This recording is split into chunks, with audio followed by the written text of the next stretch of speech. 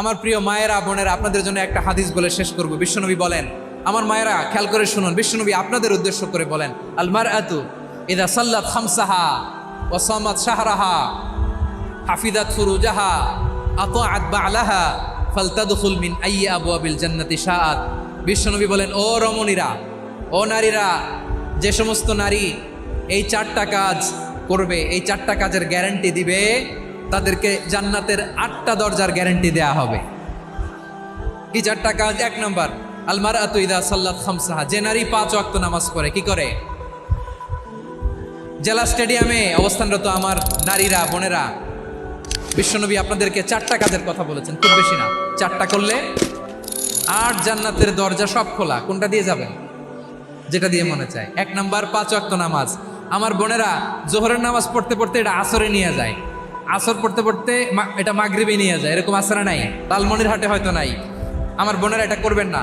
ইন্নাস সালাতা কানাত আলাল মুমিনিনা কিতাবাম মাওকুতা, সময় মতো পড়বেন। সামাত শাহরা, রমাদানের রোজাগুলো রাখবেন। হাফিজাত ফুরুজাহা, যে নারী তার চরিত্রকে হেফাজত করে, তার প্রাইভেট হেফাজত করে, তার লজ্জাস্থান হেফাজত করে। ও মায়েরা, আপনার এই গর্ভ যে কত দামি আপনি জানেন না। আপনার এই গর্ভ থেকে জন্মাবে আগামীর সালাহুদ্দিন আল আইয়ুবী। আপনার গর্ভ থেকেই জন্মাবে ইমাম আল মাহদি আল মুনতাজার। আপনার পেট থেকে জন্মাবে আবু সাইদের মতো বীর সৈনিক। আপনার পেট থেকে জন্মাবে মুগ্ধের মতো বীর মুজাহিদ। আপনি জানেন না কে আসবে আপনার পেট থেকে। সময়টাকে কাজে লাগান, ইসলামকে বোঝেন, মানেন, আমাদের ইসলামিক লেকচারগুলো শোনেন।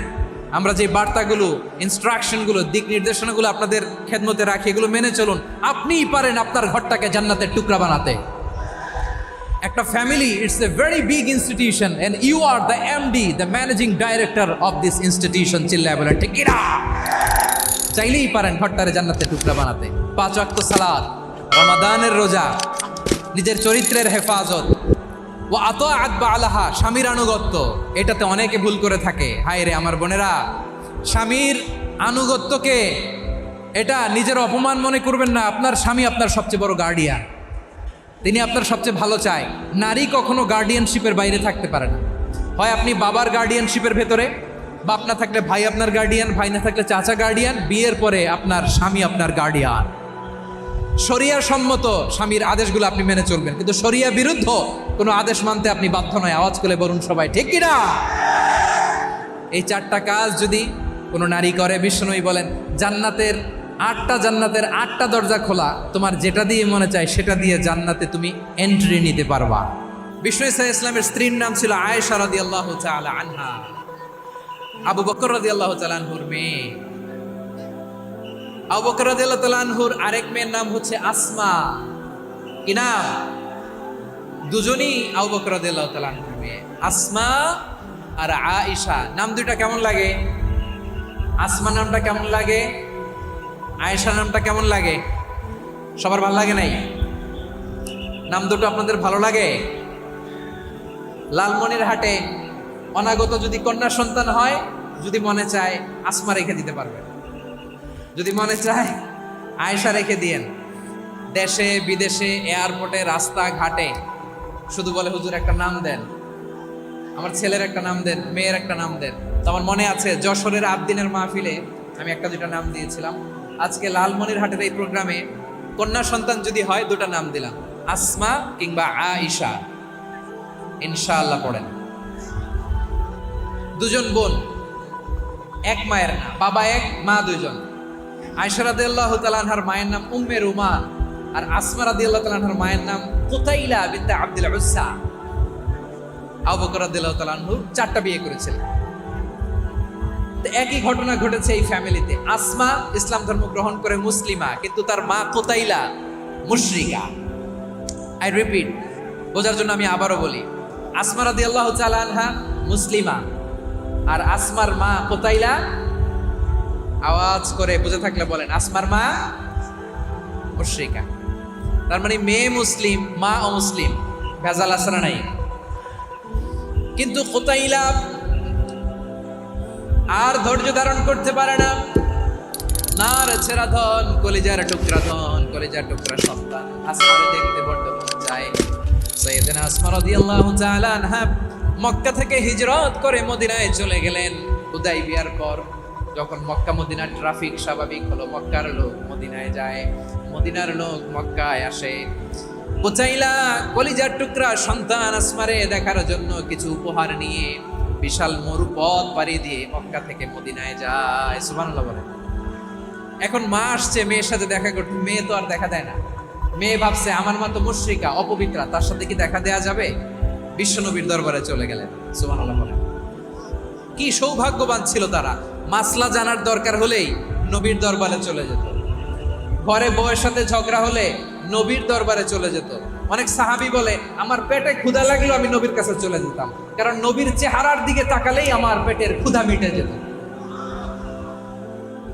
সাইয়েদনা আসমা রাদিয়াল্লাহু তাআলা আনহা বিশ্বনবীর কাছে চলে গেলেন, যে বললেন ইয়া রাসূলুল্লাহ ইয়া হাবিবাল্লাহ ইন্না উম্মি কাদিমাতুন ইলাইয়া ওয়া হিয়া রাগিবা। আমার মা মক্কা থেকে অনেক দূর মরুর পথ পাড়ি দিয়ে উপহার সামগ্রী নিয়ে মদিনায় আমার সাথে দেখা করতে এসেছে গো নবী। আমার জানতে বড্ড ইচ্ছে হয় আমি আমার মুশরিকা মায়ের সাথে একটু দেখা করতে পারবো কিনা। আফা আসিলুহা, আগে যেমনি আমি আমার মায়ের সাথে ভালো আচরণ করতাম, যেমনি আমি আমার মায়ের সাথে সদাচরণ করতাম গো নবী, এখন আমি মুসলিমা মা মুশরিকা, এখনো কি আগের মতো সদাচরণ করতে পারবো নাকি? বিশ্বনবী বললেন নাম সিলিহা, হ্যাঁ রে আসমা, অবশ্যই অবশ্যই, আগে ঠিক যেমন তুমি তোমার মায়ের সাথে ভালো আচরণ করতে এখনো তেমনি আগের মতো ভালো আচরণ করবা। আওয়াজ করে পড়েন সুবহানাল্লাহ। কি ইসলাম আমরা পেয়েছি, কত ব্রড মাইন্ডেড আমাদের ইসলাম, কত ওপেন মাইন্ডেড ইসলাম, কত ওপেন আপ করতে পারে, চিন্তা করতে পারে। বিষ্ণু বললেন হ্যাঁ অবশ্যই, নাম সুলিহা, আগে যেমনি ভালো আচরণ করছো আসমা এখন ওইরকমই করো, পারলে আরো বাড়াই করো। সুবহানাল্লাহ বলেন। তাহলে আমার যে হিন্দু ভাইয়েরা হিন্দু বোনেরা ইমানের বদৌলতে দৌলতে আপনি ধন্য হয়েছেন, আপনার আম্মা আব্বা এখন মুসলমান হয় নাই, তাদের জন্য দোয়া করেন, তাদের জন্য দোয়া করেন, আল্লাহ যেন তাদেরকেও ইমানের দৌলত দান করে। আমরা সবাই পড়ি আমিন, আরো জোরে পড়েন আমিন। এখন বলেন ইসলাম কি ন্যারো মাইন্ডেড রিলিজিয়ান না ব্রড মাইন্ডেড? লালমনিরহাটের যুবক ভাইরা আওয়াজ করো, ইসলাম কি ন্যারো মাইন্ডেড না ব্রড মাইন্ডেড? কতটা ব্রড মাইন্ডেড দেখেন। বিশ্বনবী সাল্লাল্লাহু আলাইহি সাল্লাম অমুসলিমরা যদি নবীকে উপহার দিত ওই উপহারও বিশ্বনবী গ্রহণ করতেন। সুবহানাল্লাহ পড়েন। আপনার অমুসলিম বন্ধু যদি উপহার দেয় সেটাও আপনি নিতে পারবেন, যেটা নেওয়া জায়েজ। কিন্তু আপনার বন্ধু যদি আপনার মদের বোতল দেয় নিতে পারবেন? হ্যাঁ, মদের বোতল দিলে পারবেন। আপনার বন্ধু যদি আপনার পর্ক দেয়, পর্ক শুকরের গোশত মিশ্রিত কোনো খাবার, ওটা নিতে পারবেন না। হালাল যে কোনো জিনিস নিতে পারবেন। বিশ্বনবী সাল্লাল্লাহু আলাইহি ওয়াসাল্লাম অমুসলিমদের দেয়া হাদিয়া গ্রহণ করতেন। কেমন নবী ছিলেন, আমার নবীরে চিনে নেন, আমার নবীর অ্যাটিটিউড জেনে নেন। বিষ্ণু ইসা ইসলাম যখন কোনো জনপদে যেতেন 3টা অপশন নিয়ে যেতেন। প্রিয় ভাইয়ের আওয়াজ করে বলতে হবে, কোনো জনপদে গেলে আমার নবীর অপশন থাকতো কয়টা? আমার মতো 3 আঙ্গুল উঁচু করে দেখান আর বলুন আমার নবী কোনো জনপদে গেলে কয়টা অপশন নিয়ে যেতেন? 1 নম্বর অপশন আসলিম তাসলাম। নতুন এলাকায় গেলে বলতেন আসলিম তাসলাম, ইসলাম ধর্ম গ্রহণ করো, শান্তিতে থাকবা, আমার ভাই হয়ে যাবে, আমরা ভাই ভাই, ইসলাম মানো, আমরা ভাই ভাই। অপশন নাম্বার কত? 1। যদি বলে না ইসলাম মানবো না, ওকে, অপশন নাম্বার 2, মুসলিম হওয়ার দরকার নাই, লা ইকরাহা ফিদ্দিন, ইসলামে কোনো বাড়াবাড়ি নাই। খ্রিস্টান আছো থাকো, বৌদ্ধ আছো থাকো, ইহুদি থাকতে চাও থাকো, কিন্তু আমরা যেহেতু রিজিওনাল সুপার পাওয়ার, আমাদের আন্ডারে থাকো, ট্যাক্স দিয়া থাকো, এটার বলে জিজিয়া। আলেম যারা আছেন বুঝবেন এটার আরবিতে কি বলে, জিজিয়া। You pay us the tax, we will give you the security. তোমরা ট্যাক্স দিবা, আমরা সিকিউরিটি দিব। ইসলাম, ইসলাম মানব শান্তিতে থাকবা, ভাই ভাই, আমরা ভাই ভাই। অপশন নাম্বার 2, ট্যাক্স দাও, আমরা নিরাপত্তা দিব, মুসলিম হওয়া লাগবে না। এখন 1 নাম্বারও মানে না, 2 নাম্বারও মানে না, মুসলিম হবো না, ভালো, খ্রিস্টান থাকো, ট্যাক্স দাও, আমরা সিকিউরিটি দিব না, এইটাও মানি না। বিষ্ণু বলেন তাহলে তলোয়ার আমাদের আর তোমাদের মাঝে ফয়সালা করবে, মুসলিমও হবা না, ট্যাক্স দিবা, নিরাপত্তা দিব, আমাদের আমরা সুপার পাওয়ার, আমাদের আন্ডারে থাকবে, এইটাও না। তাহলে তোমাদেরকে তো আমরা বিশ্বাস করতে পারি না, কখন না কখন বিশ্বাসঘাতকতা করো, কার সাথে মিলে হাত মিলাও, তলোয়ার আমাদের মাঝে ফায়সালা করবে। তখন তিনি জেহাদের সশস্ত্র সংগ্রামের ঘোষণা দিতেন। সুবহানাল্লাহ পড়েন। দেখেন, পশ্চিমারা জেহাদকে এইভাবে চিত্রায়িত করে না। ওরা জেহাদ বলতে বোঝায় তলোয়ার, হাত কাটো, গলা কাটো না। জেহাদ সশস্ত্র সংগ্রাম 3 নম্বরে। অধিকাংশ ক্ষেত্রেই বিশ্বনবীর সুন্দর আচরণ দেখে, আরে আমার নবীর যে নুরানি চেহারা, অনেকে তো কেবল সিরেফ চেহারাটা দেখেই কালিমা পড়ে মুসলমান হয়ে গিয়েছে। যারা মুসলিম হয় নাই তারা তাদের ইসলামেই বলবৎ ছিল, ট্যাক্স দিয়ে ইসলামের আন্ডারে ছিল। যারা এটাও মানে নাই ওইটাও মানে নাই, তাদের বিরুদ্ধে জেহাদ। বিষ্ণু ইসলাম 7ম হিজরিতে যখন খায়বার বিজয়ের পরে ইসলাম রিজিওনাল সুপার পাওয়ার হিসেবে আত্মপ্রকাশ করলো, বিশ্বনবী চিঠি লিখলেন অন্যান্য সুপার পাওয়ারের কাছে। রাষ্ট্রীয় চিঠি লেখে এক রাষ্ট্রপ্রধান আরেক রাষ্ট্রপ্রধানের কাছে, ঠিক কিনা বলেন? জানেন না আপনারা? এই যে 24-এর ছাত্র নাগরিক অভ্যুত্থানে, এই অভ্যুত্থান যখন শুরু হয়, আমি তখন সাউথ আফ্রিকাতে একটা স্ট্যাটাস দিয়েছিলাম, গোটা নয় গোটা দেশ সংস্কার করা লাগবে। শুধু বাংলাদেশ নয়, সারা বিশ্বের বাংলা ভাষাভাষী লোকেরা এই আন্দোলনের সাথে সমর্থন তারা করেছে, এটাকে সাপোর্ট করেছে, তারা সমর্থন দিয়েছে। আমাদের ইউনাইটেড আরব আমিরাতের বাংলাদেশি ভাইয়েরা তারা সেখানে রাস্তায় নেমে এসেছিল, জানেন? ওইখানে ডেমনস্ট্রেশন করা যায় না, সেখানকার সরকার তাদেরকে যাবজ্জীবন দিয়েছিল। তখন আমাদের এই যে প্রধান উপদেষ্টা ডক্টর মোহাম্মদ ইউনূস সরাসরি G2G বলে, এটারে G2G, government to government, G2G, উনি চিঠি লিখলেন যে তাদেরকে, ইউর হাইনেস, এ সম্মানিত আমির, আপনি আমার এই চিঠির কারণে আমার সম্মানে এই 53 জন বাংলাদেশিকে মাফ করে দেন। এই চিঠির বদৌলতে বেকসুর খালাস পেয়ে গিয়েছিল আমাদের ভাইরা। জানেন না এই ঘটনা আপনারা? তাহলে গভর্নমেন্ট টু গভর্নমেন্ট চিঠি দেওয়া হয়। 7ম হিজরিতে বিষ্ণু ইসলাম সব সুপার পাওয়ারের কাছে চিঠি দিলেন, রোমান সম্রাটের কাছে, পারস্য অধিপতির কাছে, মিশরের অধিপতির কাছে, সবার কাছে চিঠি লিখলেন।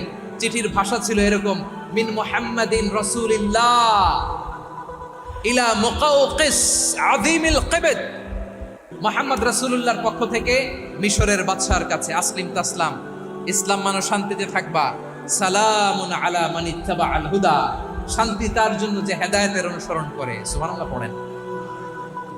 তো এই চিঠি অনেকে ভালোভাবে রিসিভ করেছে, অনেকে এই চিঠি পাওয়ার পরে নবীর কাছে আবার ইন রিটার্ন উপহার পাঠিয়েছে। কি পাঠিয়েছে? উপহার। মিশরের বাদশাহ মুকাওকিস তিনি বিশ্বনবীকে বিশাল এক উপহারের ডালি পাঠিয়েছেন। মিশরের বাদশাহ মুকাওকিস ছিলেন ধর্মে খ্রিস্টান। লালমনিরহাটের ভাইয়েরা আওয়াজ করে বলেন, মিশরের বাদশাহ ধর্মে কি ছিল? খ্রিস্টান। কি উপহার দিয়েছিল আমার নবীকে? শুনতে মনে চায়? আওয়াজ নাই লালমনিরহাটের গলায়, শুনতে মনে যায়? 1000 স্বর্ণ মুদ্রা, 1000 স্বর্ণ। 2টা খ্রিস্টান দাসী, একজনের নাম মারিয়া বিনতে শামউন আল কিবতিয়া, আরেকজনের নাম সিরিন বিনতে শামউন আল কিবতিয়া। একজন খ্রিস্টান দাস 20 থান কাপড় জামা বানানোর জন্য, আমরা নবী যেন সেলাই করে জামা বানাতে পারে, এজন্য 20 থান কাপড়, 20 থান ফাইন গার্মেন্ট। সুবহানাল্লাহ পড়বেন না? এরপরে একটা গাধা যেটার নাম ছিল উফাইর, আর একটা খচ্চর, এটার নাম ছিল দুলদুল। খচ্চর চিনেন? গাধা আর ঘোড়ার ক্রসিং এ যে প্রাণীটা দুনিয়াতে আসে ওটা খচ্চর বলে। তো এই যে সুপার পাওয়ার খ্রিস্টান বাদশার কাছে নবী চিঠি লিখলেন, ওই খ্রিস্টান বাদশা আমার নবীকে উপহার দিল। বিশ্বনবী এই উপহারগুলো সানন্দে গ্রহণ করলেন। সুবহানাল্লাহ পড়বেন না? তাহলে অমুসলিম কেউ যদি আপনাকে উপহার দেয়, হালাল উপহার হলে আপনি গ্রহণ করতে পারবেন। অনুরূপভাবে পারস্যের বাদশাহ, রোম সম্রাট বিশ্বনবীকে উপহার পাঠিয়েছেন। আমার নবী সবগুলো উপহার, গিফট গ্রহণ করেছেন। সুবহানাল্লাহ বলেন।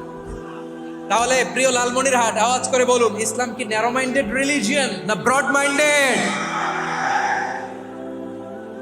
আম্মাজান আয়েশার কাছে মাসালা জানতে চায় মেয়েরা, হে আম্মাজান, অগ্নি উপাসকেরা তাদের ঈদের দিন নওরোজের সময় আমাদেরকে পাখি দেয়, নেওয়া যাবে?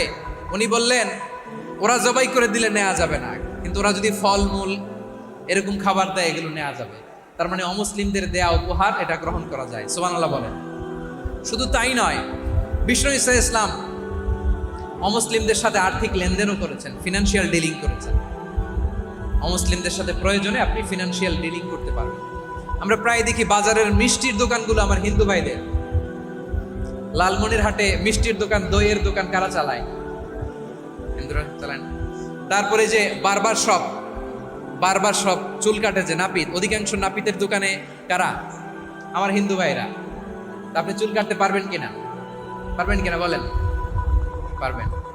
তার দোকান থেকে দই মিষ্টি কিনতে পারবেন কিনা? হ্যাঁ, আমার মুসলিম ভাইয়ের দোকান থাকলে ওইটারে আমি বেশি প্রায়োরিটি দিব, ঠিক কিনা? কিন্তু যদি তাদের সার্ভিস নিতে চান, প্রোডাক্ট নিতে চান, পারবেন। তার দলিল সহিহ বুখারী, আম্মা জান আয়েশা রাদিয়াল্লাহু তাআলা আনহা বলেন, ইশতারা রাসূলুল্লাহ সাল্লাল্লাহু আলাইহি ওয়াসাল্লাম মিন ইয়াহুদিন তুআমান ওয়া রাহানাহু দিরআহু মিন হাদিদ। রাসূল সাল্লাল্লাহু আলাইহি ওয়াসাল্লাম এক ইহুদির কাছ থেকে, কার কাছ থেকে? সবাই বলে নাই কার কাছ থেকে? আমার নবী, পেয়ারা নবী এক ইহুদির কাছ থেকে জব কিনেছিল, জব, বার্লি, যেটা দিয়ে রুটি বানায়। ওই জবের দাম দেওয়ার টাকা পয়সা নবীর কাছে ছিল না, ফলে নবী ওনার একটা পোশাককে মর্গেজ রেখেছিল, মর্গেজ, বন্ধক, যে এখন এটার দাম দিতে পারবো না, কয়েক কেজি বার্লি নিয়ে যাই আর বন্ধক হিসেবে আমার জামাটা রেখে গেলাম, যেদিন দাম দিব ওই দিন জামাটা ছুটাই নিয়ে যাও। সুবহানাল্লাহ পড়বেন না? বাকিতে নিছিলেন, বাকিতে। দিরআহু মিন হাদিদ, লোহার তৈরি বর্ম, মানে যুদ্ধের পোশাক, লোহা দিয়ে বানানো।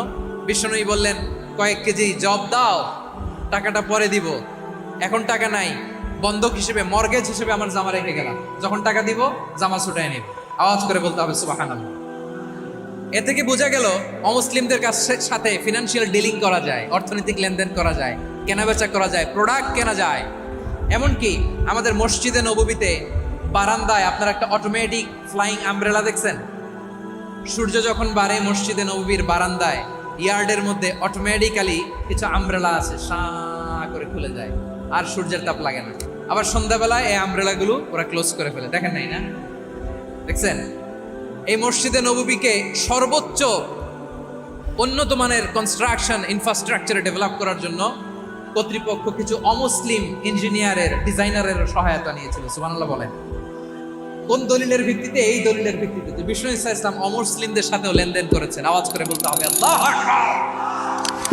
শুধু তাই নয়, ইন কেস অফ ইমার্জেন্সি, প্রয়োজনে ইসলামের খাতিরে, ইসলামকে সামনের দিকে এগিয়ে নিয়ে যাওয়ার জন্য অমুসলিমদের সাপোর্ট নেওয়া জায়েজ আছে। সুবহানাল্লাহ বলেন। অমুসলিমদের সাপোর্ট নেয়া, তাদের থেকে অর্থ নেয়া, পলিটিক্যাল সাপোর্ট, পলিটিক্যাল অ্যাসাইলাম নেওয়া জায়েজ আছে। আমাদের অনেক বিশ্ববরেণ্য দায়ীরা আমেরিকায় অস্থায়ীভাবে অ্যাসাইলাম নিয়ে থাকে, নিজের দেশে গেলে ফাঁসিতে ঝুলাই দিবে। যুগ যুগ ধরে দায়ীদের উপরে এরকম অত্যাচার আর নির্যাতন আছে না নাই? মিশরের অনেক দায়ীরা পাশ্চাত্যে যেয়ে থাকে, এই যে তারা পলিটিক্যাল অ্যাসাইলাম নিয়ে থাকে, রাজনৈতিক আশ্রয়, এটা জায়েজ আছে না? এটা যে জায়েজ আছে তার প্রমাণ স্বয়ং বিশ্বনবী সাল্লাল্লাহু আলাইহি ওয়াসাল্লাম পলিটিক্যাল সাপোর্ট নিয়েছিলেন অমুসলিমদের কাছ থেকে।